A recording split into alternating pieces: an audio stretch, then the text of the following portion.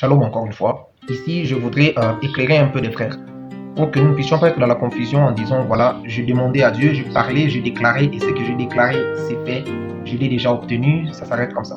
Non, le principe de la création, quand on dit que les hommes, nous sommes les créateurs, les enfants de Dieu, nous sommes les créateurs, c'est-à-dire la puissance créatrice est en nous, cette puissance créatrice qui habite en nous fonctionne par rapport à l'atmosphère que nous-mêmes nous créons.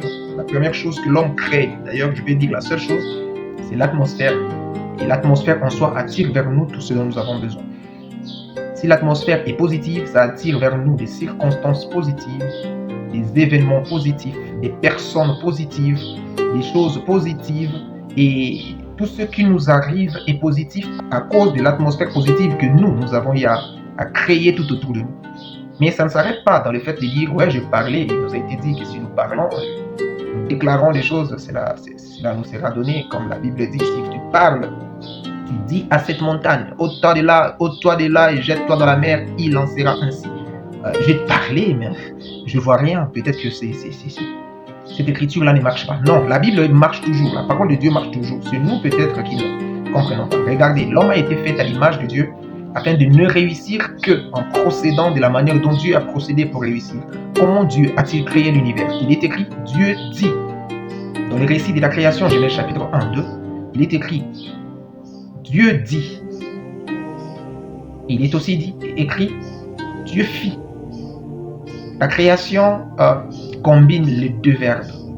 Il y a la parole et l'action.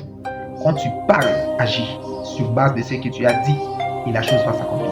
Tu ne peux créer que quand tu agis sur base de ce que tu dis.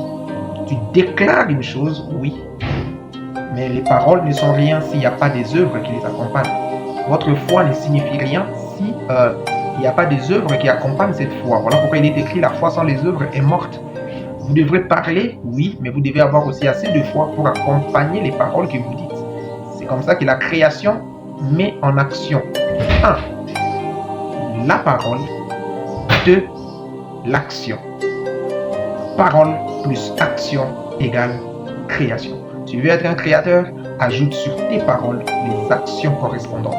Et vous verrez que tout ce que vous dites viendra parce que tu agis sur base de ce que tu as parlé.